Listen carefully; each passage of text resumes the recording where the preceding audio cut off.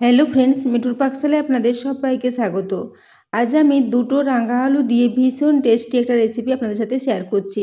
সেজন্য এখানে দুটো যে রাঙা আলু নিয়ে নিয়েছি। এরপর রাঙা আলুগুলোকে একটু কেটে নেব। তো রাঙা আলুর প্রথমে সাইডের দিকের অংশটা একটু কেটে বাদ দিয়ে দিলাম। তারপর এভাবে মাঝ বরাবর এটাকে দুখণ্ড করে কেটে নিচ্ছি।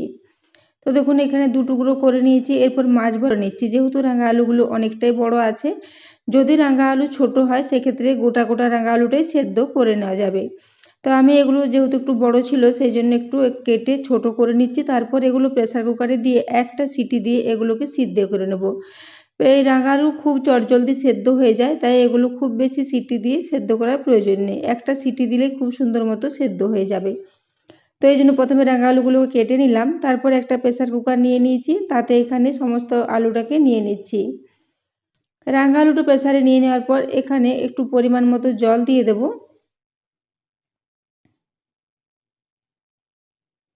তো দেখুন এখানে প্রায় 2 কাপ মতো জল দিয়েছি। জলটা দিয়ে এটাকে ঢাকা দিয়ে একটা সিটি দিয়ে এটাকে একটু প্রেসারে সিদ্ধ করে নিচ্ছি। তো দেখুন একটা সিটি দিয়ে পরে এটাকে নামিয়ে নিয়েছি। তারপর এটাকে একটা স্ট্রেনারে করে এই রাঙা আলুটাকে একটু ছেঁকে নেব। এক্সট্রা জলটা এখান থেকে ঝরিয়ে নেব।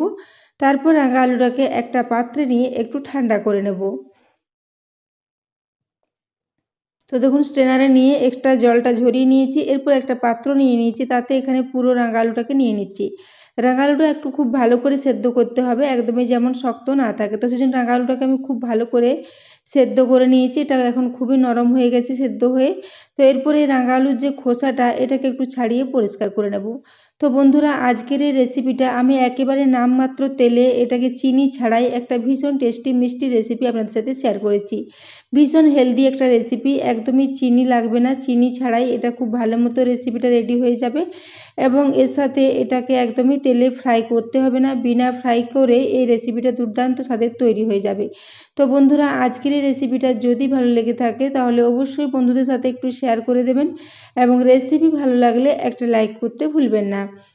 তো পুরো রাঙা আলুটাকে আমি খোসাটাকে ছাড়িয়ে নিয়েছি। এরপর এটাকে একটা কাঁটা চামচের সাহায্যে এভাবে স্ম্যাশ করে নিচ্ছি। আলুটা যেহেতু খুব ভালো মতো সেদ্ধ হয়ে গেছে, তাই এটাকে আর স্ম্যাশ করতে কোনো অসুবিধা হবে না। এটা হাতে করেও এইভাবে একটু মেখে নেওয়া যাবে, যেহেতু রাঙা আলুটা ভীষণ নরম হয়ে গেছে। তো এইভাবে আমি একটা কাঁটা চামচের সাহায্যে বেশ কিছুক্ষণ ধরে রাঙা আলুটাকে একটু স্ম্যাশ করে নিচ্ছি।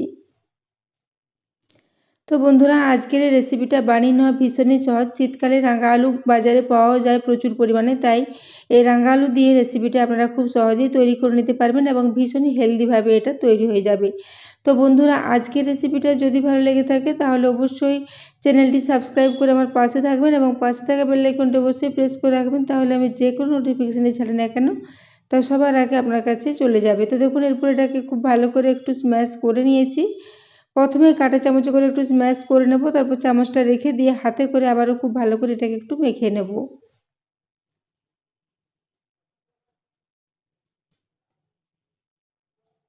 তো দেখুন এটা এখন খুব ভালো করে এভাবে স্ম্যাশ করে নিয়েছি।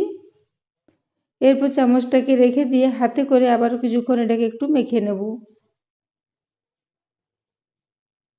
তো দেখুন রাঙা আলুটা দেখে বোঝা যাচ্ছে এটা খুব ভালো মতো সেদ্ধ হয়েছে এবং ভীষণ ভালো মতো এটা স্ম্যাশ করে নিয়েছি। এইভাবে যদি কোনো মোটা দানা থেকে থাকে সেটাকে একটু হাতে করে এইভাবে একটু ভেঙে দেব। তো এই জন্য হাতে করে আবারও বেশ কিছুক্ষণ এটাকে মেখে নিচ্ছি। তারপর এখানে আমি মেজারিং কাপ মেপে হাফ কাপ পরিমাণে সুজি দিয়ে দেবো। তো সেই জন্য মেজারিং কাপ মেপে হাফ কাপ পরিমাণে সুজিটা এখানে দিয়ে দিলাম। সুজিটা দেওয়ার পরও এর সাথে দিয়ে দিচ্ছি প্রায় 1/4 টিস্পুন পরিমাণে একটু লবণ। এটা যেহেতু একটা মিষ্টি রেসিপি সেজন্য এখানে টেস্টের ব্যালেন্সের জন্য অল্প পরিমাণে লবণ দিয়েছি, প্রায় 1/4 টিস্পুন পরিমাণে দিয়েছি। এরপরে সুজিটাকে রাঙা আলুর মধ্যে দিয়ে খুব ভালো করে মেখে নেব। কিছুক্ষণ মেখে নেওয়ার পর এটাকে একটু রেস্টে রেখে দেবো 5 মিনিটের জন্য। যেহেতু সুজিটা একটু ভিজে থাকলে বেড়ে যায়, সেজন্য এটাকে একটু রেস্টে রাখা প্রয়োজন। তো দেখুন রাঙা আলুর সাথে সুজিটাকে খুব ভালো করে মিশিয়ে নিচ্ছি। এইভাবে কিছুক্ষণ মেখে নেব, তারপর এটাকে ঢাকা দিয়ে 5 মিনিটের জন্য রেস্টে রেখে দেবো। তো দেখুন এইভাবে এটাকে খুব ভালো করে মিশিয়ে নিচ্ছি। তো এখানে আমি রাঙা আলুটাকে সুজি দিয়ে মিশিয়ে নিয়েছি। আপনারা চাইলে এখানে আটা বা ময়দা দিয়েও এটাকে মিশিয়ে নিতে পারেন, সেক্ষেত্রেও রেসিপিটা ভীষণ ভালো মতো রেডি হয়ে যাবে। তো দেখুন মিশ্রণটা এখন একদমই রেডি করে নিয়েছি। এরপর এটাকে কিছুক্ষণ রেস্টে রেখে দেব। এটা এখন রেস্টে রেখে দিচ্ছি সাইডে। ততক্ষণে আমি একটা শিরা তৈরি করে নেব। তো সেজন্য আমি এখানে একটা কড়াই বসিয়ে দিয়েছি, তাতে একটা ছোট বাটি মেপে 1 বাটি পরিমাণে জল নিলাম। ওই বাটি মেপে 1 বাটি পরিমাণে আমি এখানে নলেন গুড় নিয়ে নিচ্ছি। এই নলেন গুড় দেওয়ার জন্য এই রেসিপিটা ভীষণ টেস্টি মতো রেডি হয়ে যাবে এবং এই গুড়ের ফ্লেভারের জন্য এর স্বাদটাও খুবই ভালো লাগবে। তো দেখুন আমি এরপর গুড়টা পুরো দিয়ে দিয়েছি। এরপর গ্যাসের ফ্লেমটা হাই ফ্লেমে করে দিয়ে এটাকে 3 থেকে 4 মিনিটের জন্য খুব ভালো করে একটু ফুটিয়ে নেব।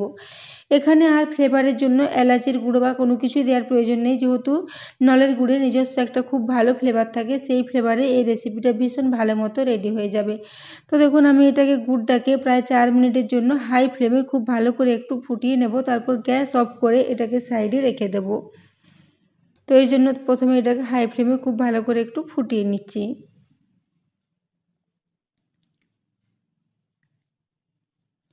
তো দেখুন এটাকে এখন ফুটিয়ে নিয়েছি। এরপর গ্যাস অফ করে এটাকে এখন সাইডে রেখে দিচ্ছি। এদিকে আমি রাঙা আলু ও সুজির মিশ্রণটাকে দেখে নিচ্ছি। 5 মিনিট পর ঢাকাটা খুলে নিয়েছি। তো দেখুন মিশ্রণটা এখন সুজিটা জল টেনে অনেকটাই শুকনো শুকনো হয়ে গেছে। এরপর হাতে করে আবারও এটাকে একটু মেখে নিচ্ছি। তারপর হাতটা পরিষ্কার করে ধুয়ে নেব এবং হাতে একটু তেল মাখিয়ে নেব।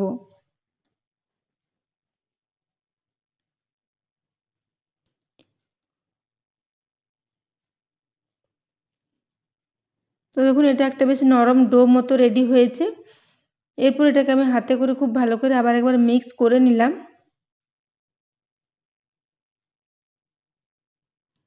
এভাবে মিক্স করে নেওয়ার পর দেখুন হাতটা ধুয়ে হাতে একটু তেল মাখিয়ে নিয়েছি। এরপর এখান থেকে খুবই অল্প পরিমাণে একটু করে মিশ্রণ নেব আর একটু ছোট্ট ছোট করে গোল গোল করে এগুলোকে রেডি করে নেব।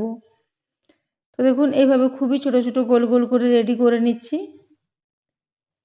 এইভাবে এগুলোকে একটু গোল গোল বলের মতো করে রেডি করে নিচ্ছি। তো দেখুন এগুলো খুব মসৃণ মতো রেডি হয়েছে, খুব ভালো মিশ্রণটা রেডি হয়েছে। এরপর এভাবে একটা একটা করে আমি এগুলোকে একটু গোল গোল করে রেডি করে নিচ্ছি।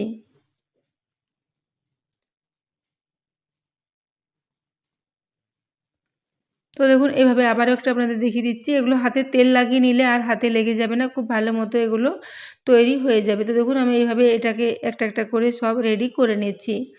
তো একইভাবে সবগুলোকে আগে রেডি করে নেব। তো দেখুন এইভাবে আমি একে একে সবগুলোই রেডি করে নিয়েছি। খুবই একই সাইজের মতো করে এগুলোকে রেডি করেছি। তো এই রেসিপিটা তৈরি করার জন্য কোনো রকমের বেকিং পাউডার বা বেকিং সোডার প্রয়োজন হবে না। বেকিং পাউডার বেকিং সোডা ছাড়াই এটা ভীষণ ভালো মতো ফোলা ফোলা রেডি হয়ে যাবে। তো আমি এরপর একটা আপ্পে প্যান নিয়েছি, তাতে খুবই অল্প পরিমাণে একটু করে 2 ফোঁটা করে তেল দিয়ে দিয়েছি। এই আপ্পে প্যানে খুব বেশি তেল লাগে না, অল্প তেলেই খুব ভালো মতো এগুলো ফ্রাই হয়ে যাবে। তো এরপর আমি এখানে আমার 9টা বাটি মতো আছে, সেজন্য 9টা প্রথমবারে দিয়ে দিচ্ছি। দ্বিতীয়বারে আবারও 5টা মতো রয়ে যাবে, সেগুলো আমি পরে এইভাবে ফ্রাই করে নেব। তো 2 ব্যাচে করে এগুলোকে আমি ফ্রাই করে নিচ্ছি। তো এইভাবে একে একে আমি সমস্ত এই বলগুলোকে দিয়ে দিচ্ছি।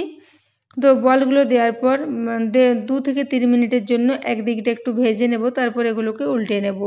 তো দেখুন এখন নিচের দিকটা খুবই লালচে মতো ফ্রাই হয়ে এসেছে। এরপর এগুলোকে একটু চামচের সাহায্যে এইভাবে উল্টে নিচ্ছি। এইভাবে সবগুলোকে উল্টে নেব। তারপর অপর দিকটা আবারও 3 থেকে 4 মিনিটের জন্য একটু ফ্রাই করে নেব। তো এই জন্য এগুলো খুবই অল্প তেলে ভীষণ ভালো মতো ফ্রাই হয়ে যাবে এবং রাঙা আলুর এই রেসিপিটা ভীষণ ভালো হয়, কারণ রাঙা আলু নিজে থেকেই অনেকটাই মিষ্টি হয়। আবার এর সাথে যদি নলের গুড় দেওয়া হয় তাহলে এটা ভীষণই ভালো মতো রেডি হয়ে যায়। তো আজ আমি বন্ধুরা আপনাদের সাথে একটা বেশ হেলদি মিষ্টি রেসিপি শেয়ার করেছি। রেসিপিটা যদি ভালো লেগে থাকে অবশ্যই একটা কমেন্ট করে জানাবেন আপনাদের ভালো লেগেছে কিনা। তো দেখুন এরপর দুদিকটাই খুব ভালো করে একটু লালচে করে এগুলোকে ফ্রাই করে নিলাম নাড়াচাড়া করে। গ্যাসের ফ্লেমটা লো টু মিডিয়ামে করে এইভাবে এগুলোকে একটু ফ্রাই করে নিতে হবে। তো এইভাবে এগুলোকে প্রায় 5 থেকে 6 মিনিট ধরে মিডিয়াম ফ্লেমে একটু নাড়াচাড়া করে একটু ভেজে নিয়েছি। তো দেখুন এগুলো খুব কম তেলে খুব সুন্দর মতো ফ্রাই হয়ে গেছে। এরপর এগুলোকে একটা প্লেটের মধ্যে আমি তুলে নিচ্ছি। এইভাবে এগুলোকে তুলে নেব। তারপর দ্বিতীয় ব্যাচে আবারও 5টা মতো রয়েছে, সেগুলোকে একইভাবে একটু নাড়াচাড়া করে এইভাবে একটু লালচে করে ফ্রাই করে নেব।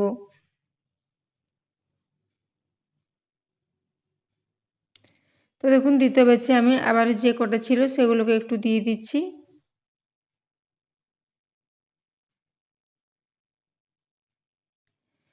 তো এইভাবে ওগুলোকে আমি সমস্ত ফ্রাই করে একটা প্লেটে তুলে নিয়েছি। এদিকে এই যে নলের গুড়ের যে শিরাটা তৈরি করে রেখেছিলাম সেটা এখন ঠান্ডা হয়ে গিয়েছিল, সেজন্য এটাকে গ্যাসে আবার একটু চাপিয়ে একটু গরম করে নিচ্ছি। এটাকে আর খুব বেশি ফোটাবো না, জাস্ট একটু গরম করে নেব। তারপর ওই সমস্ত রাঙা আলুর বলগুলোকে এই শিরার মধ্যে দিয়ে দিচ্ছি। এই গুড়ের শিরার মধ্যে এগুলোকে দিয়ে একটু খুব ভালো করে নাড়াচাড়া করে মিশিয়ে নেব। তারপর 10 থেকে 15 মিনিটের জন্য রেখে দিলে এগুলো খুব ভালো মতো রসে ভর্তি হয়ে যাবে এবং একটু ফোলা ফোলাও হয়ে যাবে, অনেকটাই বেড়ে যাবে। তো দেখুন এরপর আমি এগুলোকে এইভাবে গুড়ের রসের মধ্যে দিয়ে একটু চামচে করে খুব ভালো করে মিশিয়ে নিচ্ছি। এইভাবে মিশিয়ে দিয়ে 15 মিনিটের জন্য এটাকে একটু রেখে দেবো। ঢাকা না দিয়ে এমনিতেই এটাকে এভাবে রেখে দিয়েছিলাম, তো 15 মিনিট পর এখন দেখে নিচ্ছি। তো দেখুন এখন এগুলো রস ঢুকে একদম ফোলা ফোলা তৈরি হয়ে গেছে। তো বন্ধুরা এরপর এগুলোকে আমি একটা প্লেটে নিয়ে সাজিয়ে নিচ্ছি।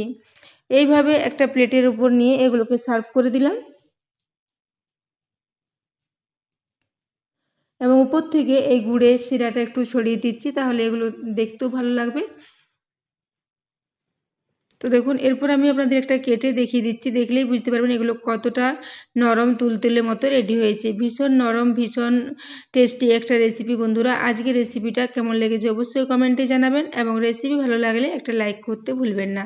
তো দেখুন হাতে দিলেই একদম ভেঙে যাচ্ছে সহজে। তো এতক্ষণ রেসিপিটি দেখার জন্য আপনাদের ধন্যবাদ।